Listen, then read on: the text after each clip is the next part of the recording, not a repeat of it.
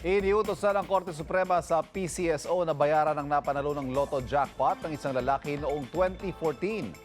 Ang winning Lotto ticket mo kasi nalukot kaya na-plancha pero sa kasamaang palad, nasunog ang ilang bahagi nito. Yan ang pag-uusapan natin kasama ng ating kapuso sa batas, Attorney Gabby Concepcion.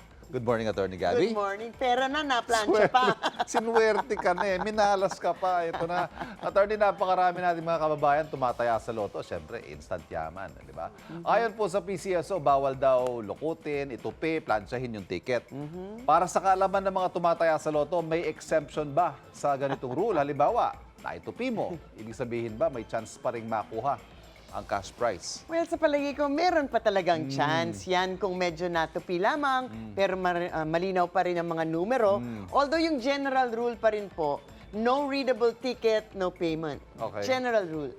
Dapat pa rin yung sundin ang mga nakatalagang rules para hindi nyo na kailangan pang mag-complain o ma-appear sa Kongreso, mag-file ng kaso sa RTC, iakyat sa Court of Appeals, at sa Korte Suprema pa. Kasi yan mismo ang nangyari kay Mr. Antonio Mendoza sa kasong PCSO versus Antonio Mendoza.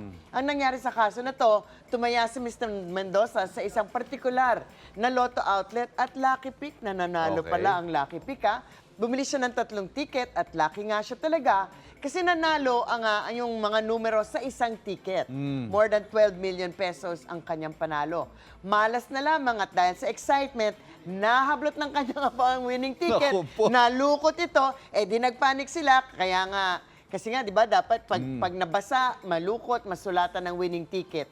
Bawal. Dahil nga naman baka hindi mabasa ng validating machine ang winning combination. So, ayun, plinansya naman ng anak ni Mr. Mendoza ang ticket, di nasunog at nawala ang ilang numero. Na-imagine nyo na Comedy kung of ano yung errors, gulo. no? Oo. Kung gaano kagulo nung nangitim bigla ang ticket kasi thermal paper, di ba? Mabuti na lang at hindi naman nangitim ang buong ticket. Meron pa ring naiwan na mababasa the first 2 numbers of the winning combination, yung pangalan ng outlet, yung date at yung oras na nabili ang ticket. Kaya very specific yung kaso. So, syempre, pinanindigan ng PCSO ang rule nila, no ticket, no prize. Kahit na yung Lotto outlet, sabi nila, unang-una, naku si Mr. Mendoza, talagang suki namin yan. Kilala namin yan. At nung araw na yon, bumili nga siya ng 3 Lotto ticket. Sinabi din nila, nag-certify sila, na yung winning combination, meron lang isa na nanalo doon na sa binili sa kanila. At sabi nga nila, may 1 taon to claim and in that 1 year, walang nagkiklaim. So nung una sabi ng PCSO, ay kung walang lumapit within that 1 year, babayaran namin siya. Pero later on, nag-iba sila ng isip at sinabing, no ticket, no prize. Kaya si Mr. Mendoza, eto na nga, nagpunta sa Kongreso, sinuportahan naman siya. Rinekomenda na dapat siya ay bayaran ng PCSO. Nagpa-lie detector test pa silang mag-anak, di ba? Nasama pa ang COA sa usapan. Kaya't napilitan si Mr. Mendoza na mag-file ng kaso sa korte, nanalo siya sa RTC, nanalo siya sa Court of Appeals, at finally sa Korte Suprema. At the end of the day, in effect, ang sinabi ng korte ay, ang pinaka-importante para manalo ng premyo sa loto ay ang winning combination ng mga numero. Although yung ticket mismo ang ebidensya sana nung may hawak nito kung ito nga ay panalo. Ngunit, dahil nakapagpresenta ng ibang ebidensya para ma-prove na siya nga yung nakabili ng winning ticket, ay dapat nga ibigay ang premyo sa kanya. At may obligasyon ng PCSO na ibayad ang prize money sa taong nakapili nung 6 na winning number combination.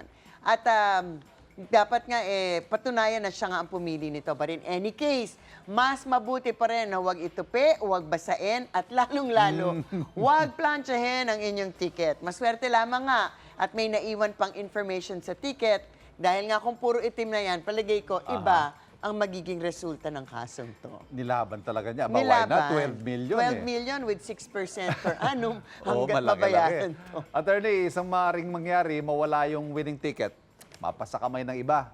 Paano kung ganito yung nangyari? Meron bang finders keepers principle sa ganyan? Kung sino may hawak ng ticket, ay sure magkiklaim ng premyo kahit hindi siyang tumaya nito. Well, sa totoo lang, legally, wala naman talagang tunay na finders keepers dahil pag may nahanap kayo na bagay na hindi sa inyo, may obligasyon pa rin kayong ibalik ito sa may-ari o i-turn over sa mga otoridad. Tatanungin ninyo, ano naman kung hindi ibalik? Well, pwede kayong makasuhan ng theft o pag nanakaw sa ilalim ng Article 308 ng Revised Penal Code. Pag nanakaw pa rin po ang pagtago ng mga bagay na hindi sa inyo. So, hindi nyo na kailangan ibalik sa tunay na, pag hindi nyo binalik sa tunay na maaari, baka makulong pa kayo sa pagtago ng pera o lotto ticket na hindi sa iyo, lalo na pag liname nyo na sa iyo yon.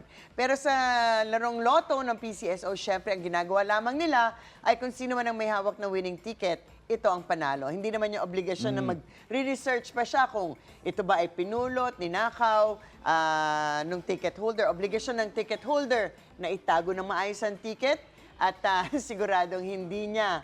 Diba? Actually, dapat daw isulat ang pangalan at pirmahan. So, tandaan, pirmahan agad, itago, huwag itupi, labhan o iplansya ang ticket. Baka hindi kayo kasing swerte ni Mr. Mendoza na marami ring pinagdaanan bago makamit ang kanyang Kaya prize nga kayo money. tumaya di ba? In the hope na manalo kayo. Paano kung swertehin nga? Nandun ingatan na, nyo na-plansya pa, Yes, wag na. Ayan. Best of luck sa mga tataya sa Correct. weekend, sa susunod na It's a linggo. weekend. Attorney Gabby, thank you. Thank you and keep safe over the weekend.